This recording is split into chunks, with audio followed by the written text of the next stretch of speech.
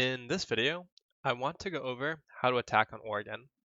As a disclaimer, however, I haven't seen any scrim footage or been a part of any scrims, so I don't actually know how Oregon plays out in a competitive setting.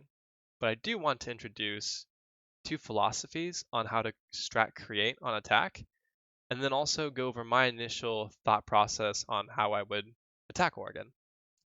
So for starters, let's introduce these two ideas on philosophy.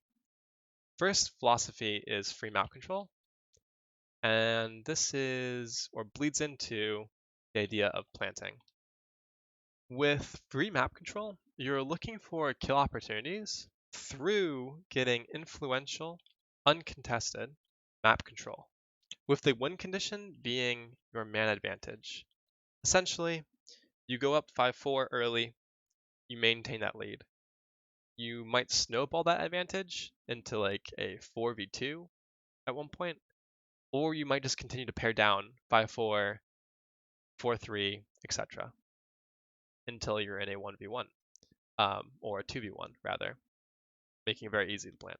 With planting, the idea is to force initiative. And the way to do that is by getting bomb down. And the only way to do that is to get map control. So you can already see that there is one overarching similarity between both kind of philosophies, which is control. And that makes sense because if you sit outside of the building the whole time, then unless it's ranked, no one's going to peek you and you're not going to get anything done as an attacker. So you need to get control inside of the building. The other thing I want to mention is it's very easy for a free map control attack to transition into a planting philosophy, but much more difficult for a planting philosophy to transition into a free map control philosophy, which is why I think a lot of teams are currently interested in free map control philosophies when it comes to building attacking strats. But now let's go ahead and step into the top floor of Oregon and create a strategy. So we'll build our first one around free map control, which requires us to identify areas on the map that we can take for free as an attacker. And this is where it becomes personal. In my opinion, the strongest, least risk position to take as an attacker is big window. And that's because small tower runouts just aren't that effective. There's not really a reliable way to nitro a player on big window from below either, leaving really only one way to contest a player big window, which is through the inside. And I want to call out one very special position, which is what I'm going to call Prince, that blue circle. Let me remove these lines. The other thing that I just forgot to mention is there's not an angle from big tower that lets you see onto the player big window either. In my opinion, big window is very strong. And that would only be true if there was also angles from big window that we got into sight, which is very much the case. In the deepest angle we can get is almost through kids. Well, yeah, almost all the way through kids into attic. It might actually exist. I'm not really sure based on the way that the diagram is showing and my ability to draw. But I know we do get an angle into the white games rotation, which is quite strong. And then we also have some more,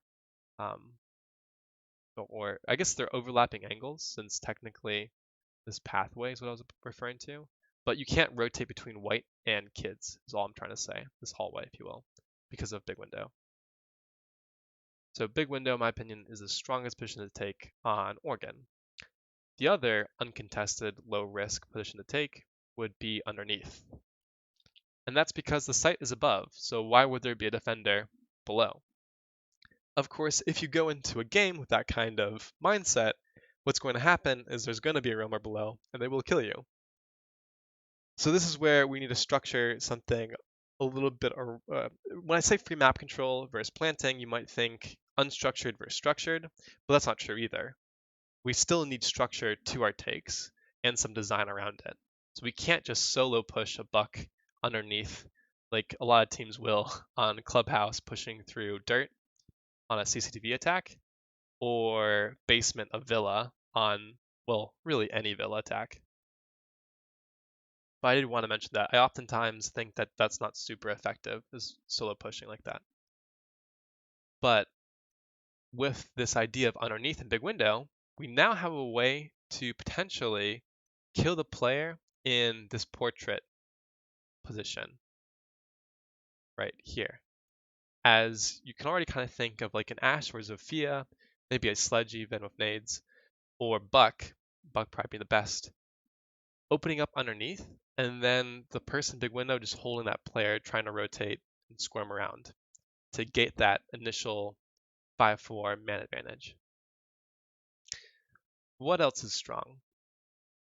Master Balcony might be the next idea in terms of influential free map control. And that's mostly because you can get into Master pretty easily, and then also Closet, which allows you to breach into games, which is directly into sight. But Master Balcony on itself isn't that strong. Just like Master itself isn't very strong, but Closet is. The same thing is kind of true of Big Tower. Getting into Big Tower does mean that you can put someone on the Kids Repel, but you still need to go through Attic and then more to get into either Kids or into whatever this area is called. Let's call it Square. And arguably, breaching in through this wall isn't a possibility just because of this one doorway here that you would otherwise think is advantageous to an attacker, but if you're trying to breach, it's not advantageous at all. There's ways to get around that, but we won't talk about that quite yet. So in my opinion, the best free map control attack you could do is with an underneath push while someone is on big window. So let's talk about how to push underneath first. To push underneath, we need to get control of small tower first, and really the whole area surrounding that. Nice thing is we can take a few liberties in terms of risk. So let's first identify the entire area that we want control of, which I believe is roughly that entire box, since that includes the flanks and also the area that we're trying to open up vertically, which we'll draw real quick. There's this whole area here. That's where we want our buck to be, or to get to. Going underneath means that we can take or make an assumption that there won't be any defenders roaming around there. However, there's definitely counter strategies to this kind of push, which would honestly just be reinforcing these two walls to kind of slow down our progress through. But let's assume that defenders aren't going to do that yet. Then getting a pre-placed drone inside of cafeteria, kitchen, B1, small tower itself, as well as the upper portion of small tower, allows us to take the control of small tower very quickly and as a team in order to enable our free map control take. You might even want a drone on this hallway. It's up to you. All right, so let's remove all these drones. Let's assume that we've been able to drone out this entire area. That's all clear. But let's also play out the scenario where someone is contesting us in the top floor of Attic. The two things to think about is this player has no escape route. There's no hatch to drop. There's no way to return to site all that safely. Although there is this running route. And so you probably want to leave an attacker outside just to hold that angle in case a defender decides to run out that way. You don't want to position an attacker on this side, however, because that attacker can be peeked from Big Tower, which you have no control over. The other thing too to think about here is having an attacker above means that they can push in through the top of Attic as the rest of the team is pushing through the stairs of Attic, if indeed you need to clear this player inside of small tower. And the cool thing with our take design already is we're bringing a buck. So if a player decides to sit inside a small tower, most of this is breachable vertically, so we can clear that player pretty quickly.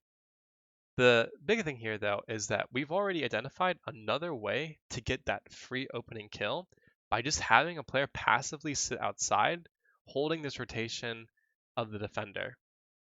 And so maybe we also want this player to have nades or some kind of projectile in order to throw those projectiles inside of small tower. I'm not sure if you can, for instance, arch something over this seeming wall or this wall. But if you can, then having projectile would be really strong on a player outside of small tower. Okay, so let's pretend that we've cleared out small tower by pushing up the small tower stairs, by clearing out with Buck vertically, and just having that player sit outside the window. Now we have control of this section here. Our pre-placed drones, our entries are taking control very quickly, and we probably even have control all the way up to here, because there's not a whole lot of defender rotations there's really none actually, that defenders can make in order to contest us once we've droned things out and we've taken the control. So let's put our quote front line up to here. Now we need to start thinking about the flank because it's more relevant now. And where do the flanks exist? Basically Kids Hatch, this hallway here, and Zulu as well as Freezer Stairs. What I'm always interested in is trying to hold 2 flanks with 1 angle, or ideally 3 flanks, 1 angle, 4 flanks, 1 angle, etc. But a really powerful position for us as attackers would be to have a player inside of this, I think, electrical area as a way to hold both of these flanks, or all 3 of these flanks. The issue with having a player hold like this is that you don't really have a way to safely hold the Buck, opening up the pressure vertically if he extends into, say, this hallway, since he can be peeked here before you're able to shoot back. But we can solve that problem by just having a drone in Zulu, and then same thing with maybe a drone on like Freezer Stairs, which can be held by 1 player. Okay, so let's kind of recap where we have players right now. We have a player holding flank in the supply closet. We have a Buck opening up vertically, and another player on big window, since this is what it's all about, right? Forcing the player out of the portrait position and getting that kill on that player. The last piece is we need someone to be holding these cams, because the flank cams don't really do anything if we don't have someone watching them. So that's probably your 4th player. And then we still have another player that could be doing really anything, maybe even taking other free map control like Master Balcony and just holding rotations. Or it's probably better just to have them inside the kitchen, honestly, making sure that no one flanks this way, so we at least have a crossfire. And also with this kitchen drop, not a terrible idea. This player could also be used to peek the vertical holes that the Buck is making, or maybe they're even clearing ADSs above vertically on big window in order for us to start to spam projectiles and force that movement while he's being bucked below. Really up to you. But the general idea here is we need Buck underneath by white stairs, opening up vertically. And then we also need a player holding flank while we have someone big window and someone holding flank cams. Of course, with operators like Nomad and Gridlock, you might relax the need for a player holding flank entirely. And another consideration is, what if they have an Oryx who can come up this supply hatch? Well, he's probably not going to do a whole lot considering we have a player right there ready to greet him. But when we start thinking about operators on top of the general philosophy, that's when the variation comes into play, and why Siege remains so fresh is because of all of these operator variations that you could possibly encounter. From that point, we're probably going to transition into our plant strategy. Let's assume that we get an initial pick inside of Attic, and then also we get our pick on the player holding Portrait. Now what? Let's talk about planting. So with planting, the philosophy first, we work our way backwards from the plant spot. So work backwards from plant spot. And that'll become extremely apparent why we need to do that, because so much about the control, about the player positions, are dependent on the plant spot. And of course, to do that, you need to identify strong default plant positions. What makes a strong default plant position? Well, one is about denial, vertically and horizontally. Basically, we want to remove either one of those being a possibility through the control we have, and also just through the lack of the angle existing. The second thing to think about in a post or in a plant spot is the post plant. How can us as attackers hold this so that the plant doesn't get diffused and we don't get eliminated? That's planting, the plant philosophy, but also planting in itself. All right, on the top floor, I'm going to identify 3 strong plant positions that I believe exist. And to me, those are the portrait spot, inside of kids, and then also inside of games, although I'm kind of on the fence about this spot. There's potentially a spot here too, in square, but I need to think about it more. But in my opinion, there are 3, maybe just 2, strong plant positions on Oregon. Let's look at these in game. So if we're going for this portrait clear kind of take, by the way, that's why it's called portrait, then in my opinion, it's only natural to plant in that same spot because there's only a handful of denial areas. One is from the white stairs, and the other is through the soft wall. And we have to, as attackers, treat every soft wall as a potential area of horizontal denial.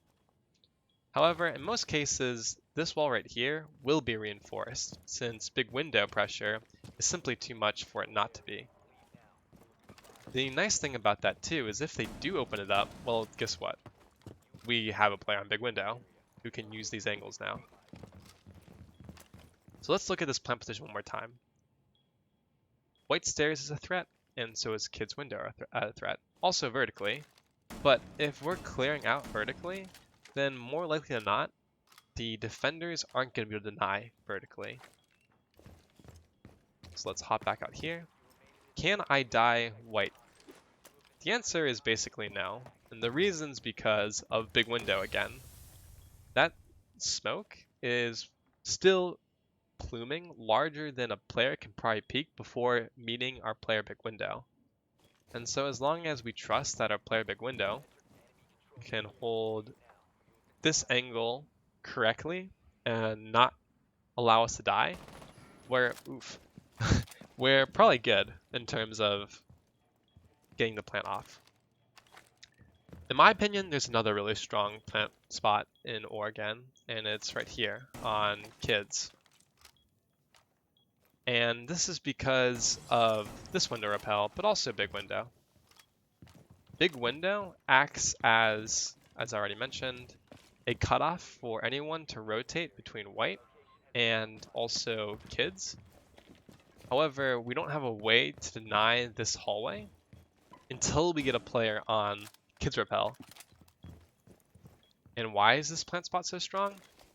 Basically, there's only one way to deny it, which is vertically or being inside of kids itself, which if you're going for this plant, you probably have already cleared out kids. There's just, look at this plant. Where is anyone denying you the ability to plant here? We do have to consider though that attic might be opened, or we might not have control of attic. But if we're going for this kind of take, where we have someone on kids repel, someone big window, someone big tower, makes a lot of sense, or clearing through big tower makes a lot of sense. And that's because there is a denial line of sight through attic, but also big window onto this player kids repel. Whereas the only other denial line of sight on kids window is inside of this kitchen corridor. I'll draw this out too, in case it doesn't make a whole lot of sense. Lastly, the next strongest plant spot in my opinion is right here. Actually, right here. Right here. And specifically right here because of the angles that I'm removing. I'm removing white stairs. I'm keeping big window, but clearing out portrait in my opinion is not very difficult. Yes, I can be peeked from attic, but that again means that we need to move the take into something that clears out attic. More importantly, I can't be denied from kids, and planning, say here, opens up angles from white stairs, kids, but removes attic. So the plant spot that you think is the strongest ultimately informs the plant or the entire strategy around it. I realize this might have gotten a little confusing because we first talked about the portrait plant spot and how we would transition from a free map control philosophy to a plant strategy.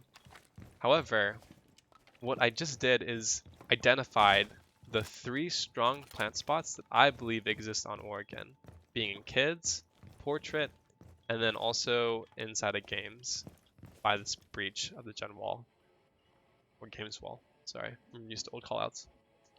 So let's swap back over to SternNab's blueprints and kind of talk about this. Again, I'll draw this out. The 3 strong plant spots, in my opinion, are here, here, and here. And it's because of the lines of sight that the defenders can deny us from are somewhat reduced, as well as the um, post plant positions are somewhat available to us in terms of being strong. Like for instance, there is always a possibility that you could get a plant off here, and this could be your default plant.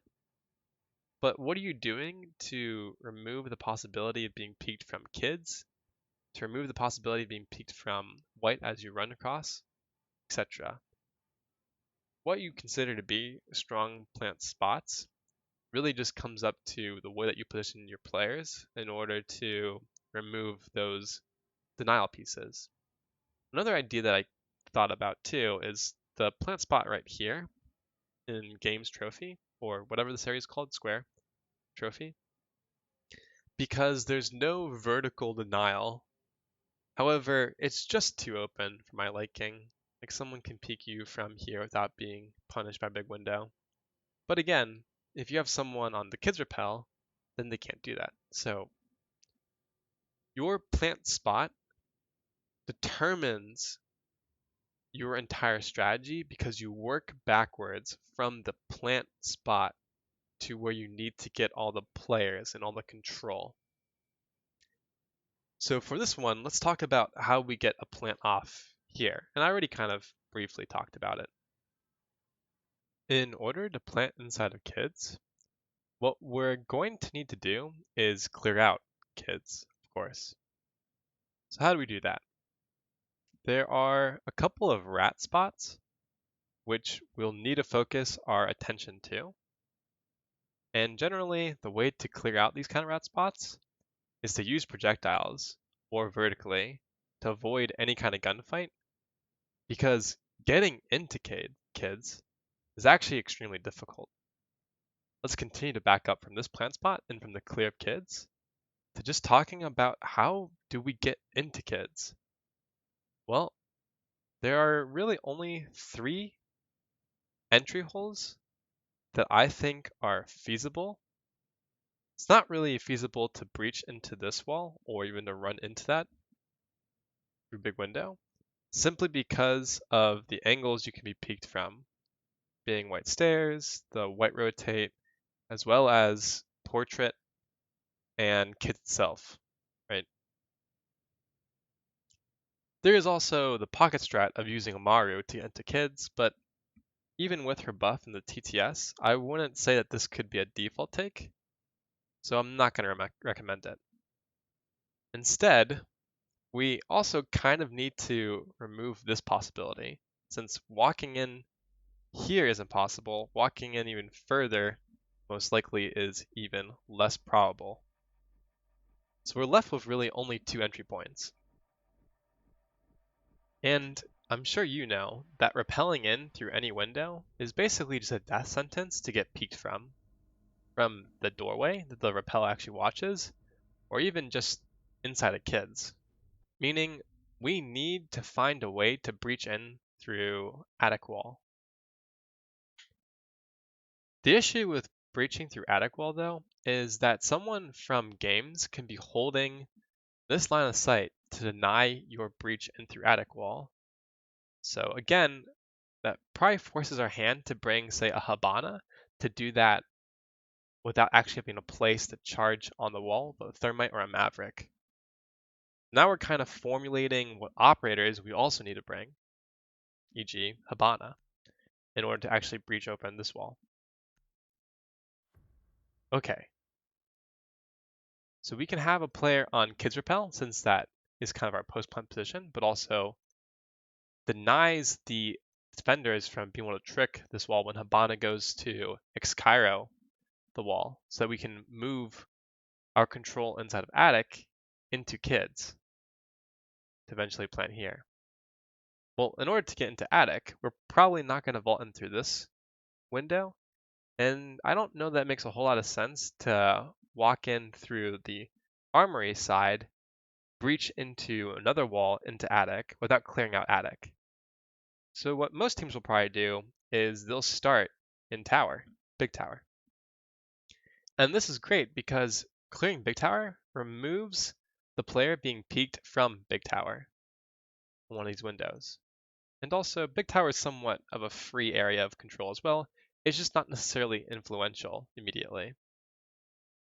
Once we get to that part, we do need to still breach big tower wall into attic. And doing that may or may not require us to bring a Bug, Zoe, or Ash to open up underneath, or maybe just a well-thrown nade to bounce off the wall and remove any charges on the wall. It's entirely dependent on whether the attack brings a Cade, a Bandit, how many ADSs, and magnets they have placed inside of attic to stop you from removing the wall denial. But that's really probably about it. We need a player on Kids Repel, we need Hibana to open up attic, and then once she does that, she's probably the planter. So we'll just go ahead and remove her. We need someone to still hold while we're planting this line of sight. And Big Window is just so strong that I'd recommend it as a piece of Crossfire. Lastly, it's always good to leave someone behind in Big Tower as kind of the flank watch. But they could also rotate over to, say, Trophy and hold yet another Crossfire.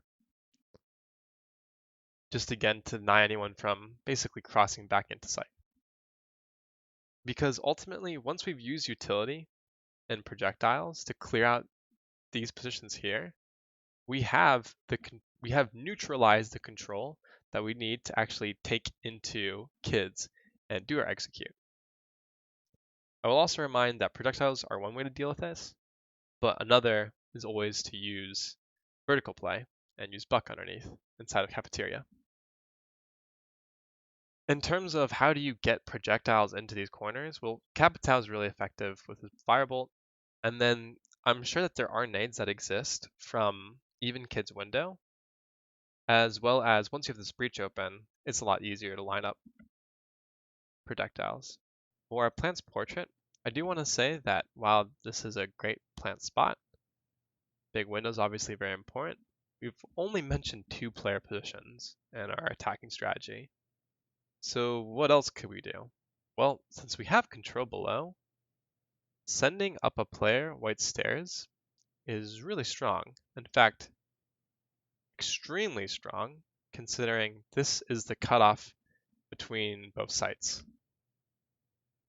So wrestling control for white stairs is very important, and also complemented by the fact that we can again use Buck vertically to open up this area here, and then projectiles on the top of white stairs to actually clear out that player as a part of our push.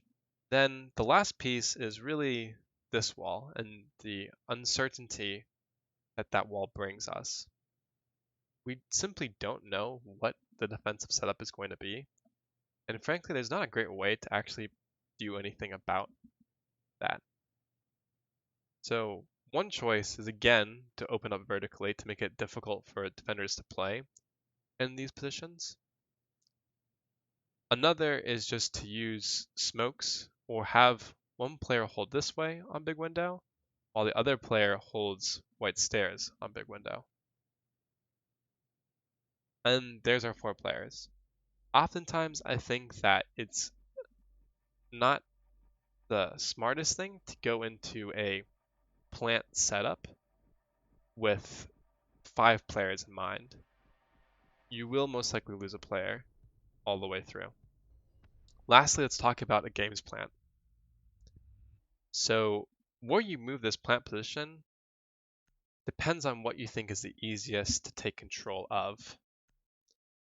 The issue, as I already talked about, is a player attic can deny plant, a player kids can deny plant, a player in the square area can deny plant from these 2 positions. And then there's also white that we need to consider as a way to deny this alt plant, if you will. So how do you deal with most of these the easiest? It just depends on where you want to send players. Do you feel more comfortable sending a player up white to challenge this player white stairs? Are you more comfortable sending a player on, say, kids repel in order to stop both of these players inside of kids and also white stairs from peeking? But kids repel is obviously very strong here because of what I've already drawn. Let's draw this in a different color. Like that removes at least 2 plant denial possibilities. Well, getting a player on that repel oftentimes requires us to also have players inside a tower, or at least a clear tower. So that probably means we're clearing tower through, which removes this defender from denying our plant as well. And honestly, if we have control of this area, that means that this area should be removed of attackers, or sorry, defenders. All right, I see 2 players drawn here and a planter. What does that mean for the rest of the team? Well, this is where we might do a split push. And realistically, I think this is the only way that you could plant inside of games, is if you open up game's wall, planted where we talked about, and then another group pushed through tower and got the control that we just talked about as well in order to set up these positions. The issue with this is that you're either sending 3 players this side, 2 players this side, or 2 players this side, 3 players this side. Because one player cannot achieve what they need to do on one side alone. For instance, if you bring Thermite for a big tower, then you still need someone that can open up the big tower wall, which probably is Thatcher. Same thing occurs on the other side of the map with Games Wall and Master Closet. So we most likely need to do a split push here, which requires a lot of control and also requires you to split your forces then. But anyway, I think with a 3-2 split push, big tower, master, you could actually get a plant inside of games somewhat consistently. And it wouldn't surprise me entirely if this is what most teams opt to do. Simply because getting big tower was a part of the old meta of Oregon. And games has always been reliable as well. So now that there's a way to use both these elements in the new reworked Oregon, I think a lot of teams are going to end up doing this. That doesn't mean that I think that it's the best way to attack. I actually am really fond of using vertical buck to open up a lot of this control. It's just not what I see a lot of teams doing because it can be pretty easily counter-stratted. Just like Big Tower and Master, but in a different way, in a more linear way. And the linear way is that you bring more wall denial than you would normally. So yeah, that is kind of my thought process on how to attack on top level Oregon. Take care.